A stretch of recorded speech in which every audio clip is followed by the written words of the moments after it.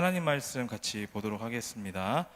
오늘 우리에게 주신 하나님 말씀은 열왕기상 17장입니다. 열왕기상 17장 1절에서 7절까지의 말씀을 한 절씩 교독하고 마지막 7절은 합독하도록 하겠습니다. 길르앗에 우거하는 자 중에 디셉 사람 엘리야가 아합에게 말하되 내가 섬기는 이스라엘의 하나님 여호와께서 살아계심을 두고 맹세하노니 내 말이 없으면 수년 동안 비도 이슬도 있지 아니하리라 하니라. 여호와의 말씀이 엘리야에게 임하여 이르시되 너는 여기서 떠나 동쪽으로 가서 요단 앞 그릿 시냇가에 숨고 그 시냇물을 마시라. 내가 까마귀들에게 명령하여 거기서 너를 먹이게 하리라.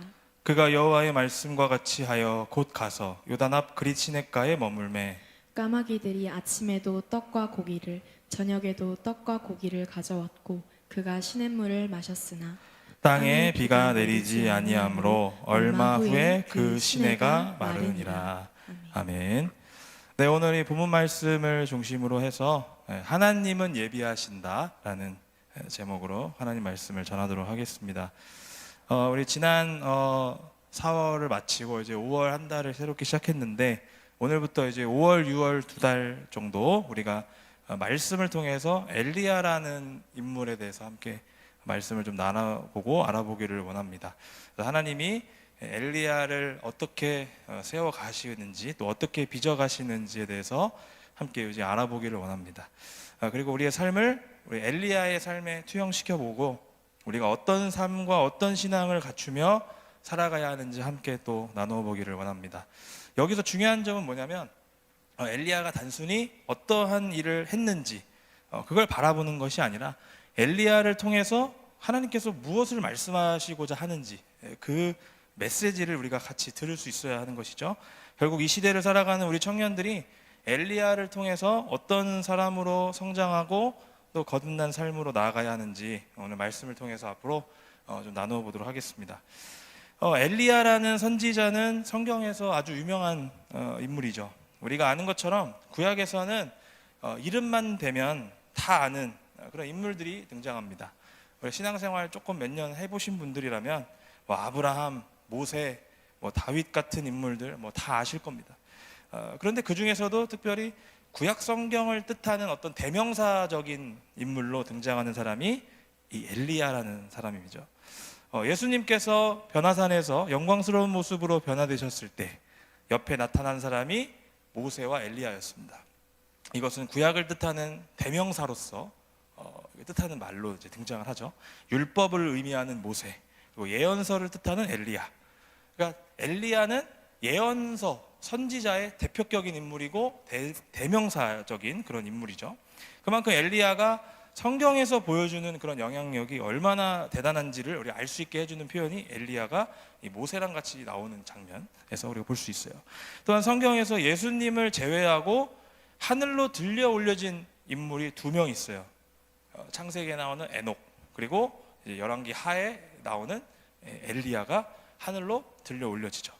이처럼 엘리야는 우리가 소위 대단한 사람으로 우리가 알려져 있습니다. 이런 엘리야가 처음 등장했을 때는 조금 분위기가 달랐습니다. 자, 언제였느냐? 이스라엘의 영적 타락이 가장 심한 시대였다는 것을 우리는 기억해야 돼요. 이스라엘은요, 솔로몬이 죽은 뒤에 2개로 쪼개졌습니다. 우리는 이걸 구분하기 위해서 북이스라엘과 남유다라는 이름으로 사용을 합니다. 이 북이스라엘은요, 솔로몬에 대항했던 여로보암이라는 사람이 왕이 되었고 백성들을 다스렸습니다. 쉽게 말하면 이 다윗의 직통이 아닌 그 왕국, 에브라임 계통의 북이스라엘이 세워졌다라고 이제 볼 수 있고요. 이 북이스라엘은요, 아쉽게도 안타깝게도 단 한 명도 하나님을 따른 왕이 없었습니다. 그래서 결국 어떻게 됐느냐? 아수르라고 하는 이방 나라에 의해서 멸망하게 되죠. 이 북이스라엘은요, 하나의 왕조가 아니라 여러 개의 왕조로 이루어져 있어요. 이게 무슨 말이냐면 우리가 뭐 조선 왕조 하면은 이씨만 쭉 왕을 하는 뭐 그런 왕조, 뭐 고려하면 왕씨만 이렇게 왕이 되는 뭐 이런 하나의 왕조가 아니라 3개의 왕조, 여로보암 중심의 에브라임 계통 왕조, 또 오므리 왕조, 또 예후 왕조, 이렇게 3개의 왕조가 변화되면서 역사가 이루어져 갑니다. 여로보암의 왕조가 마무리가 되었고요. 이제 오므리라는 사람이 이제 왕위에 올라서 북이스라엘을 다스리게 되었어요.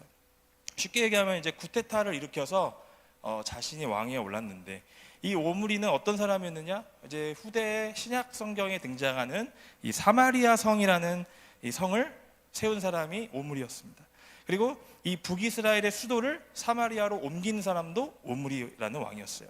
후에 예수님 시대에 이 사마리아라는 동네는 유대인들이 가장 혐오하는 동네로 여겨지죠. 왜 그러냐? 아수르에게 멸망한 다음에 이 사마리아 땅에 혼혈 정책을 사용했기 때문에 더러운 피가 있다, 부정하다라는 동네로 여겨지게 되는 동네가 이 오므리가 세운 이 동네였다라는 것을 우리는 기억해야 돼요.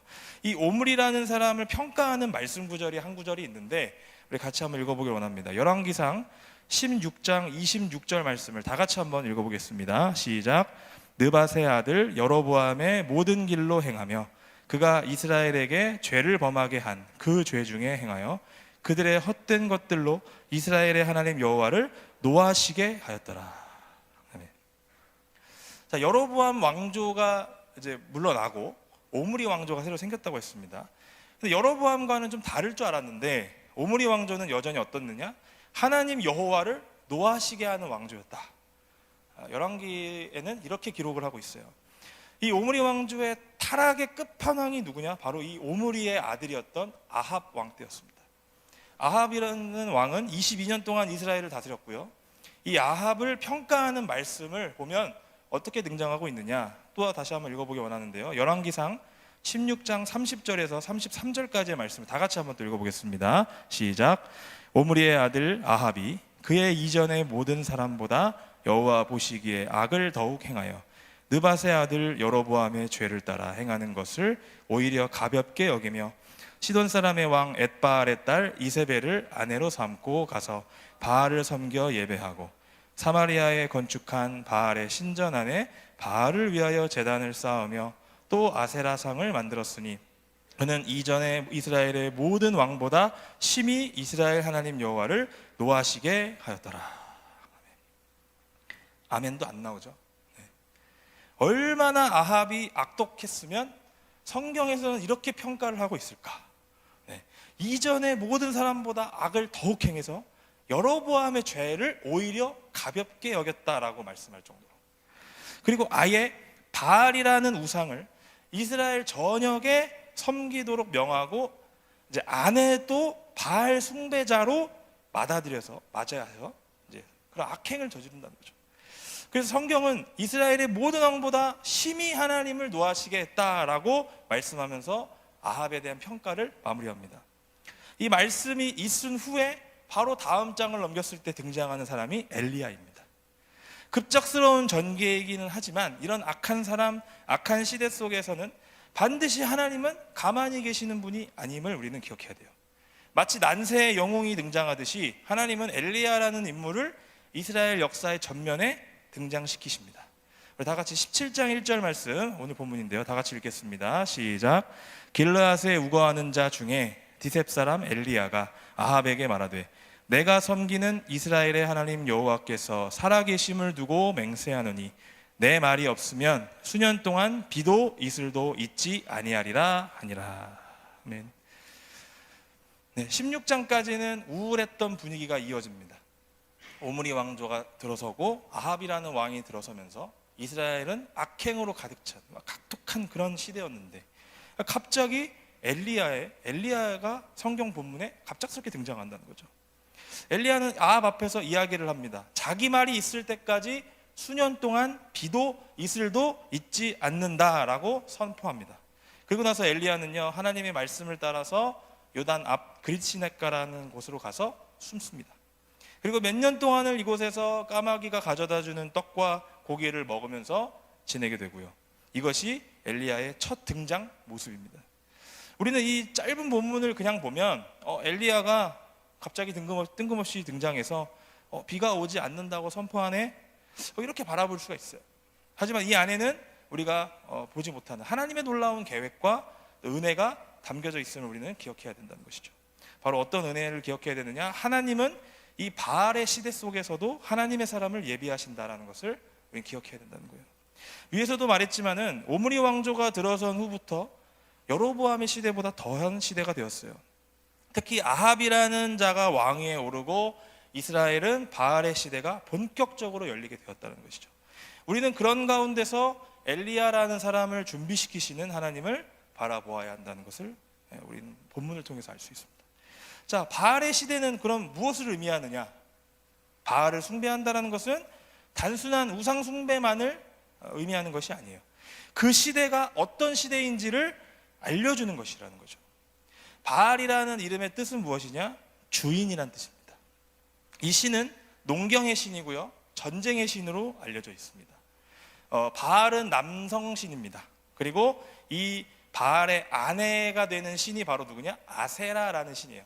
그래서 바알과 아세라는 같이 묶여서 다닙니다. 이 두 신이 자극을 받아서 성관계를 해야 비가 내린다고 당시에 고대 근동에 있던 사람들은 믿었던 거예요.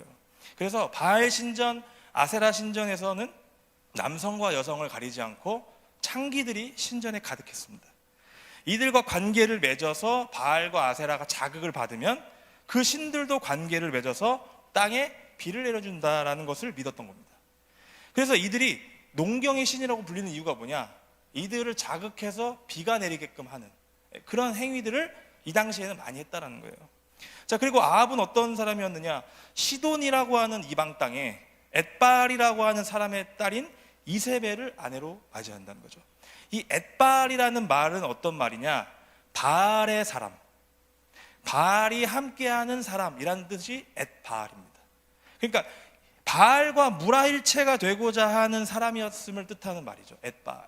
근데 그런 사람이 딸을 결혼을 해서 아내로 맞이하였다, 이런 겁니다.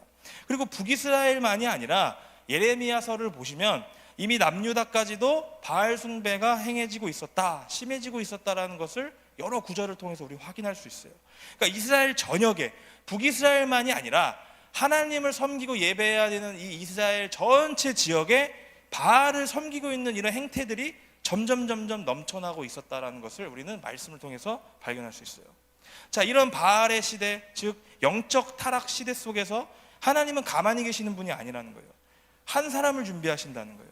한 명의 선지자를 통해서 바알의 시대 속에서도 희망을 노래하게 하시는 분이시고, 또 계속해서 말씀하시는 분이시고 일하시는 분이 바로 하나님임을 우리는 기억해야 된다는 거예요.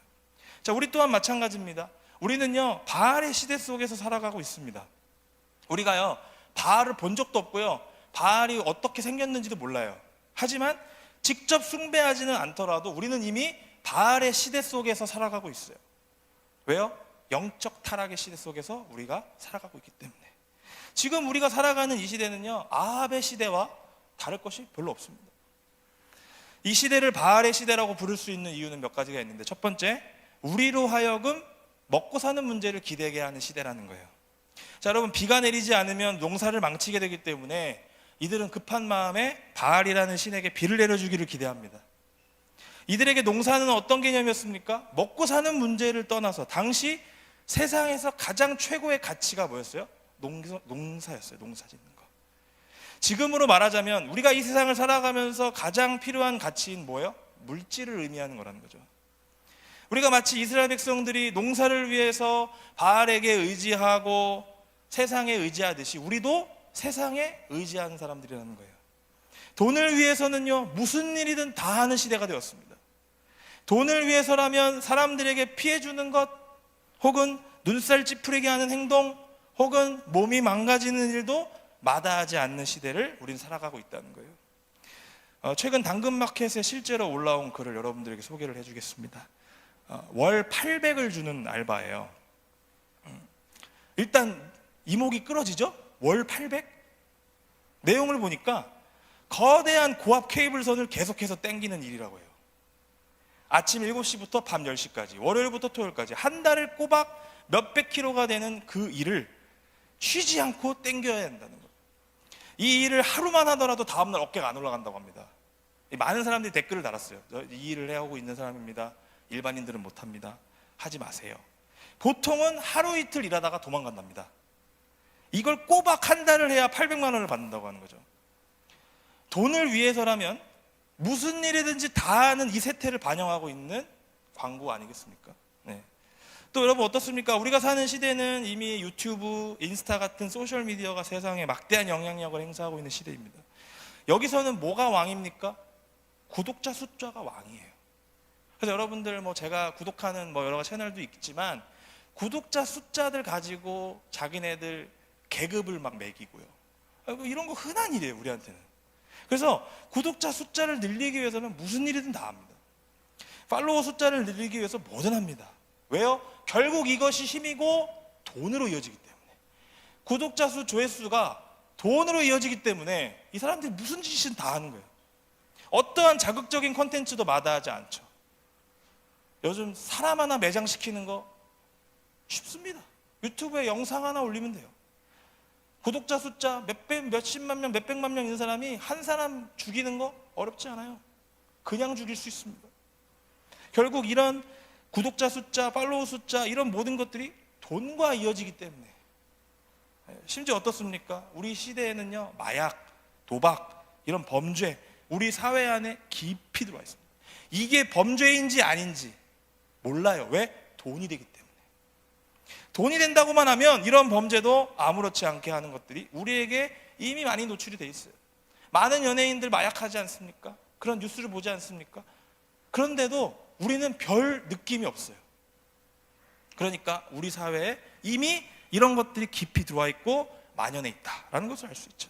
먹고 사는 문제를 위해서 우리는 이 시대의 바알이라고 불릴 수 있는 물질에 의지하는 삶을 살아가고 있다는 것이죠.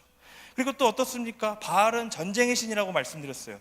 바알을 의지해야만 전쟁에서 승리한다고 생각을 했어요. 우리가 사는 세상 어떻습니까? 전쟁입니다. 경쟁사회예요. 내가 누군가를 밟고 이겨야만 승리하고 쟁취할 수 있는 시대를 살아가요. 그래서 나도 모르게 이 시대를 살아가면서 매일같이 전쟁을 치르고 살아갑니다. 여러분, 우리는 매일같이 용사가 되지 않으면, 전사가 되지 않으면 세상에서 살아남기 힘듭니다. 이 시대를 살아간다는 것은 어떤 의미예요? 바알을 의지하는 것과 다를 바가 없어요. 여러분, 취업이라는 힘든 길을 보내고 있는 분들 계시고, 또 입시, 좋은 성적이라는 어떤 명예를 얻기 위해서 반드시 전쟁 같은 이 시대를 우리는 이겨내야만 하죠. 여기서 우리가 지면 어떻게 돼요? 영원한 패배자로 기록에 남습니다. 바알의 시대와 다를 게 없어요. 또 바알은 어떤 의미라고 했습니까? 주인이라는 뜻을 갖고 있다고 했어요. 우리의 시대는 우리가 주인이 아니라 우리는 종입니다. 세상의 논리 안에서 우리는 힘도 써보지 못하고 당하는 종의 인생일 뿐이에요. 세상의 논리대로 살아가지 못하면 우리는 퇴보된 인생을 살아가는 것처럼 느껴져요. 남들이 다 하는 건 내가 못하면 엄청난 열등감에 시달리게 되고요. 획일화된 어떤 사회 안에서 우리는 그 획일성을 가지기 위해서 노력합니다. 벌써 나온 지 20년이나 된 다이나믹 듀오의 링마이벨 아시죠? 링마벨. 그 노래에 보면 이런 가사가 나옵니다. 어떤 이들은 얼짱의 노예, 어떤 이들은 학점의 노예, 느슨한 넥타이 직장인들은 몇 달치 밀린 월급의 노예야. 네. 이렇게 불러요, 실제로. 지금 들어도 여러분 전혀 위화감이 없지 않습니까? 20년 전에 나온, 2004년에 나온 노래예요. 이쁘고 잘생긴 사람만이 대접받는 외모 지상주의의 시대예요. 공부 잘하고 성적 좋은 사람들만 대접받는 사회에 살아갑니다. 그러니까 어떻게 해요? 전쟁 같은 삶을 통해서 어떻게든 그 사람들 밟고 최고의 자리에 올라가려고 노력하는 거 아니에요? 돈 때문에 모든 것들을 참고 버팁니다. 월급의 노예이기 때문에. 그거 내가 타내려고 물질 만능주의 시대 속에서 어떻게든 버티고 참고 인내하는 거 아니겠습니까? 20년 전이나 지금이나 변한 것 하나도 없습니다. 신기하죠? 그런데 우리 성경에 나오는 이 엘리야의 시대와 지금 시대 또 별반 다를 게 없어요. 왜요? 바알의 시대는 계속해서 이어지고 있기 때문에 그렇다는 거예요. 세상의 기준은 우리 개인 자체에 있지 않습니다. 그 사람이 어떤 상태에 놓여 있느냐가 기준이 됩니다. 외모가 되느냐, 성적이 되느냐, 직업이 어떤 것이냐에 따라서 세상이 나를 바라보는 기준이 달라져요. 대접이 달라져요. 우리는요, 이 사회의 주인이 아닙니다. 이 사회가 원하는 대로 움직일 수밖에 없는 종의 그런 존재들이라는 거예요. 그리고 또 바알의 시대는 어때요? 음란함이 가득 차다 못해 넘치는 시대였습니다. 음란한 그 자체의 시대가 바알의 시대였다는 거예요. 신들을 자극한다는 이유로 사람들이 다 보는 데서도 창피함을 모른 채 관계를 맺고 있는 그들의 제사의 모습. 오늘날을 살아가고 있는 우리의 시대와 별반 다를 게 없어요. 우리가 살아가는 시대 역시 음란의 시대 아니겠습니까? 더 자극적인 것들을 추구합니다. 우리는 주변에서 너무나도 흔하게 음란한 컨텐츠들을 접할 수 있어요. 근데 더 큰 문제는 뭔지 아세요? 이것들을 음란하다고 생각을 안 하는 시대가 되었다는 게 더 큰 문제라는 거죠. 마치 아합이 과거의 여로보암들의 죄악을 가볍게 보는 것처럼 우리 시대는 예전의 음란함, 지금 음란함도 아니에요. 축에도 못 껴요.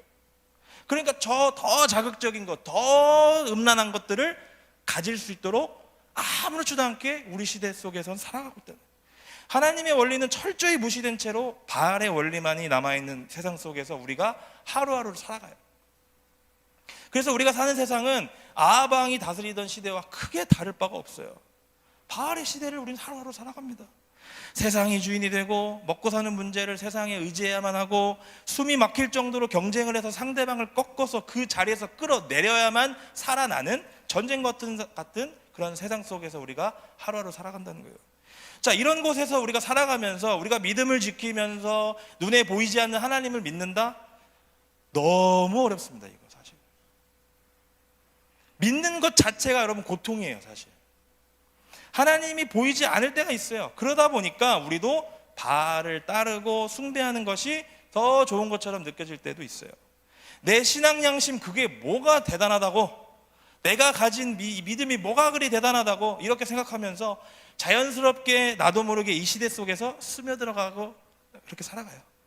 그거 한 번 한다고, 그거 한 번 안 한다고 내 인생 뭐 달라지겠어? 하면서 우리 삶 속에 바알과의 싸움이 아닌 어떤 바알의 타협적인 모드로 우리 모두가 변화될 때가 있다는 거죠.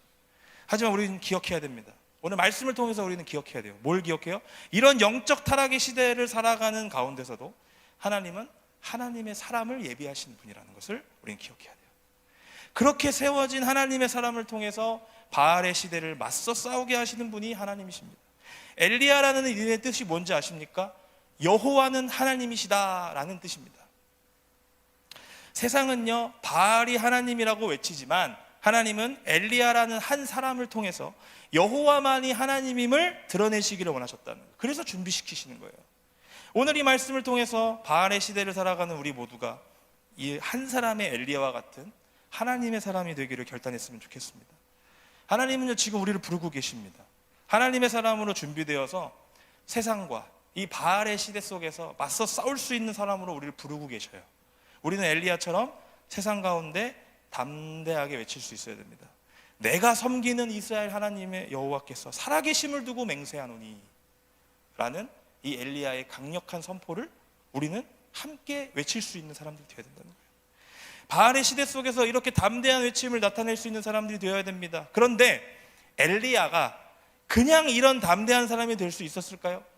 아니에요.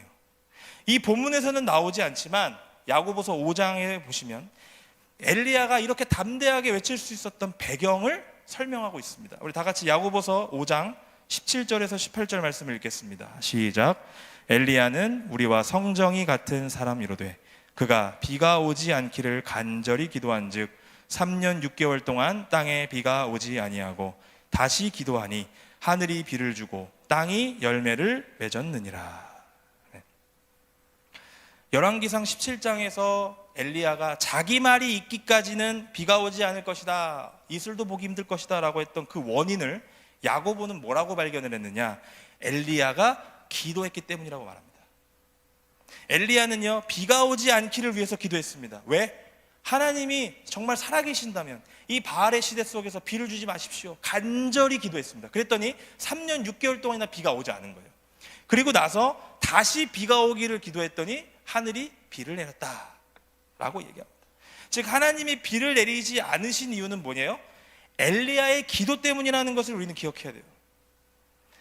바알의 시대를 살아가는 중에도 엘리야는 오직 하나님께 모든 것들이 달려있음을 믿었다라는 거예요. 그리고 기도하는 사람이었다라는 거예요.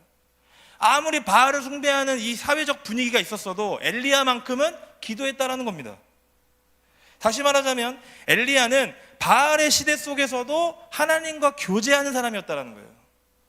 비를 내리는 주체는 바알이 아니라 하나님임을 알았던 겁니다. 어떻게? 경험을 통해서. 근데 여러분 오늘 야고보서 5장에 보면 엘리야가 특별한 사람이라고 말합니까? 그렇지 않아요. 야고보서는 성정이 우리와 같은 사람이라고 말합니다. 다시 말하면 우리랑 별반 다를 게 없는 인간이라는 거예요. 엘리야가 이렇게 하나님의 사람으로 쓰임받을 수 있었던 이유는 뭐냐? 하나님을 향한 온전한 믿음, 신앙으로서 준비되었다. 그리고 하나님과 그 시대 속에서도 끝없는 하나님과의 교제를 맺고 있었기 때문이라고 결론을 내리고 있다는 것이죠. 따라서 오늘 우리가 이 말씀을 통해서 우리가 가져야 되는 신앙의 태도는 무엇이냐? 바알의 시대 속에서 나도 엘리야처럼 여호와만이 하나님임을 선포할 수 있는 사람이 되기 위해서 온전한 믿음을 가지고 하나님과의 교제의 삶을 살기를 결단하는 그런 신앙의 태도가 있어야 된다는 거예요. 세상이 온통 바알이라는 우상으로 가득 차 있을지라도 우리는 오직 하나님을 바라보는 믿음이 있어야 됩니다. 그 믿음 가운데서 날마다 하나님과 끝없는 교제를 통해서 하나님께서만 부어주시는 그 떡과 고기의 은혜를 먹으면서 누리는 삶을 살아가야 된다는 거예요. 오늘 본문 17장 3절에서 6절까지의 말씀을 다 같이 한번 읽어보겠습니다. 시작. 너는 여기서 떠나 동쪽으로 가서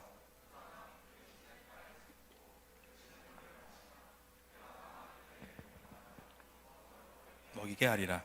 그가 여호와의 말씀과 같이 하여 곧 가서 요단 앞 그리시네가에 머물매 까마귀들이 아침에도 떡과 고기를 저녁에도 떡과 고기를 가져왔고 그가 시냇물을 마셨으나. 자, 우리가 바알의 시대 속에서 바알을 숭배하지 않고 하나님을 믿고 온전한 신앙으로 살아간다면 하나님은 나를 쓰시기 위해서 준비시키실 것입니다. 곧바로 이스라엘 역사에 엘리야가 투입되는 것이 아니에요. 구별된 장소에서 요단 앞 그리시네가라는 구별된 장소 가운데서 오직 하나님만 바라볼 수밖에 없는 그 장소에서 하나님은 엘리야를 준비시키십니다. 그리고 그것에서 하나님은 우리를 초월적인 은혜로 먹이시고 준비시킨다는 거예요. 까마귀가 떡과 고기 갖고 오는 게 일반적인 일입니까? 하나님께서 초월적인 능력 가운데 우리에게 부어주시지 않으면 있을 수 없는 일이에요.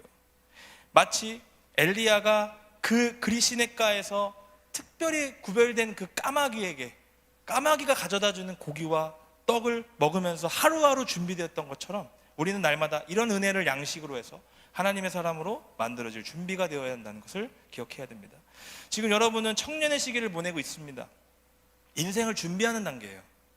여러분은요, 지금 갑자기 세상으로 나아가는 단계가 아니라 세상으로 완전히 나아가기 전에 준비되면서 내가 앞으로 어떤 인생으로 살아갈지 고민하고 기도하는 그런 단계 가운데 여러분들의 삶이 놓여져 있어요. 우리가 살아가는 이 무대는 바알의 세상입니다. 바알이 주인 노릇하는 세상이에요. 많은 사람들은 이 세상이 바알의 시대인지 아닌지 관심도 없이 그냥 따라갑니다. 이리 끌려다닙니다. 저리 끌려다닙니다. 맞는 건지 아닌 건지 대한 지식도 없습니다. 그냥 살아가요. 하지만 우리는 달라요. 이 시대가 바알을 숭배하는 시대라는 것을 알고 있습니다. 이런 시대 속에서 그냥 살아갈지 아니면 엘리야처럼 하나님의 사람으로 준비되어서 바알과 맞서 싸울 수 있는 사람으로 준비될지 우리가 스스로 결정하고 결단을 해야 한다는 거예요. 엘리야는요 3년 6개월 동안 비가 내리지 않는 가운데 하나님께서 다시 비를 내릴 때까지 하나님께서 주시는 그 은혜의 양식을 먹고 하나님과 교제하면서 온전히 준비되었던, 똑같은 시간 가운데서도 여전히 바알을 숭배하며 살았던 사람들도 있었어요. 하지만 그 시간 가운데서도 여전히 엘리야는 하나님으로부터 준비되고 있었다는 거예요. 여러분은 어떤 사람이 되시겠습니까? 우리도 이 시대 속에서 하나님의 사람으로 이런 믿음을 가지고 준비되기를 소망했으면 좋겠습니다. 우리 이 시간 함께 결단했으면 좋겠어요. 비록 이 시대가, 이 사회가, 우리가 살아가는 이 세상이 원하는 사람의 모습이 되지는 못해도 하나님께서 이 시간 준비시키시고 원하시는 그 하나님의 사람이 되어서 바알의 시대를 맞서 싸울 수 있는 그런 사람으로 준비되기를 결단했으면 좋겠습니다. 세상 모든 사람들이 바알을 외치면서 숭배하는 삶을 살더라도 나만큼은 여호와만이 하나님이라는 외침을 담대하게 선포할 수 있는 그런 사람으로 서기를 결단하실 수 있길 바랍니다. 그렇게 쓰임받는 사람이 될 수 있도록 결단하시기 바랍니다. 이를 위해서 우리는 엘리야처럼 영적 타락의 시대 속에서도 온전한 믿음의 사람으로 서야 합니다. 온전한 믿음으로 서 있는 사람만이 하나님의 사람으로 준비될 수 있어요. 그리고 세상 속으로 하나님께서 파송시켜 주신다는 거예요.